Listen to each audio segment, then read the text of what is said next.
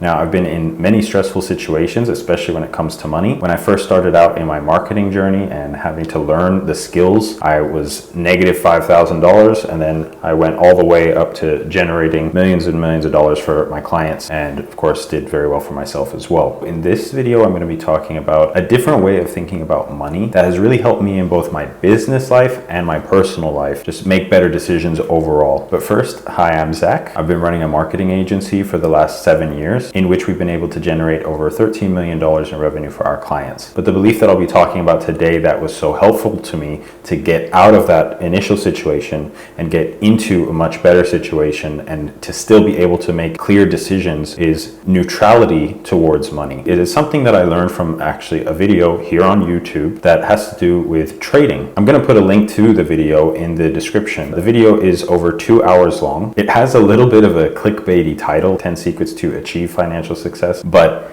it's actually really good, so I do recommend that you watch the whole thing. That was just one of the tips that I was able to learn from it, but it really affected me quite deeply. And so what does this mean to be neutral towards money? Well, it's basically like viewing it as a tool and nothing more. And you might think that, well, yeah, I don't fantasize about money. I don't think too much of it. I know that family is more important. I know that there are much more important things in life than money. That's good, and that is definitely getting part of the point. But the other part is really that we in modern society tend to view money as kind of like a variable. We see it, and then we immediately start thinking of the things that we could get with it. Now, this is true. You can assign a variable to it and think of it like many other things. Like in the video, the man says, oh, well, $100 is equivalent to like a night out. And the teacher asks the person that he's mentoring, what do you think of it? What do you think of it? And then he keeps answering these different things that he could buy with the money. And so then he asks back, well, what do you think the money thinks of you? And then he says, well, nothing, of course. And he says, right, isn't that interesting that you think so many things? And I'm interpreting a little bit because I don't want to just quote him, because otherwise you might as well just watch the video. But basically the point is, you're assigning so many different things and interpretations to this thing that is inanimate. It has no thoughts. It is just a physical object, or in some cases a digital number. What is the bad part of having all of those mental assignments to things of this money? Well, it can kind of get your imagination to run wild. For example, if we visualize losing $1,000, $5,000, we start to think, I could have used it for this, I could have used it for that. And again, it's true, you could have used it for these other things, but because you're visualizing the money as the thing that you could have bought with it, you now have a deeper pain. You feel like you lost the thing. And this can be very harmful in business because you could be thinking about making a $10,000 investment. And then you start, instead of viewing the investment on its own merits of, is this going to generate a good ROI for its amount? You start thinking, oh, but I could buy a car, or I could have gone on a vacation, or I could have bought this piece of equipment, or whatever you are into. And this can be very distracting, and it can sort of hinder your decision making and make you a little bit more emotional because you're being somewhat reactive if you are thinking in this way. Like one way that has helped me to, and maybe it's kind of funny, because the term money can be a little bit more exciting. Instead, we just think the equivalent amount of currency, but in the form of beans.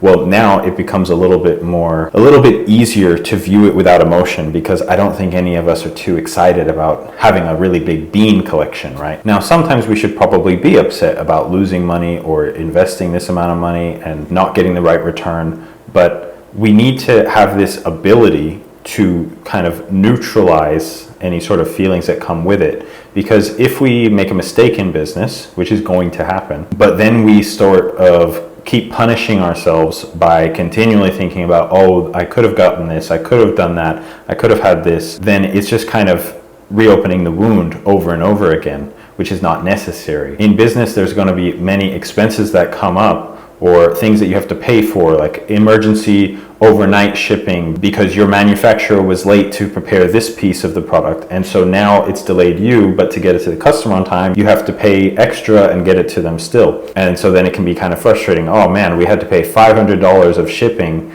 just for this $200 item because somebody else made a mistake. Or maybe you have to replace a printer that an employee broke. And so you're thinking, because of that person's mistake, now it's cost me this, because you're immediately viewing it as the money and then converting it to the thing that you could have bought with it. And I feel like this is quite freeing, because then you're able to sort of just factor many things into it as like a cost of doing business. Whereas if you just looked at it from a balance sheet or a cash flow projection software, then you'd be able to view it a little bit more objectively and it become a lot less upsetting. And if you're able to then step back and make all these decisions in a much more neutral way, isn't it likely that you're going to make better decisions? I know in my case, it's helped me a lot to step back and just be able to view it as objectively as possible. And this has carried over from not just my business life, but also into my personal life. Something ends up costing more than it should have, or you have to make a surprise payment for something. It just makes things so much easier. And then because it makes them easier, you're just gonna make better choices, like I said, and then you're just gonna do better overall. One thing that might be hard to understand about this is also that it helps you to associate with people above your pay grade. People who are doing really, really well don't want to be dealing with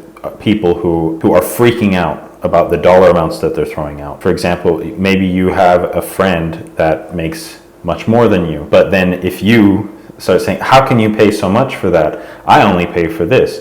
Or how can you do that? Why are you spending so much on that? That person is not going to keep spending time with the other because they just don't get it. Because in the scheme of things, really nobody spends that much money. There's people with billions of dollars in the world, and there's people with less than $1 in the world. So really, it's all just relative. Even people who think that they're poor, they're really not that poor in comparison with the poorest people in the world, right? We should probably all be a little bit more neutral. We shouldn't think that the people that are spending much more than us are just ridiculous, because in reality, we are those people to other people. And so if we have this neutral mindset, we're going to be a lot more flexible in the people that we can spend time with, and that they're not going to become uncomfortable with dealing with us. People who are doing really well don't want to keep spending time with people that don't view things from a bigger frame of mind. So it's really going to open you up to a lot more opportunities and help you to get better clients, better friends, better associates overall. So there's really just not much downside to developing a more neutral mindset. What you'll also notice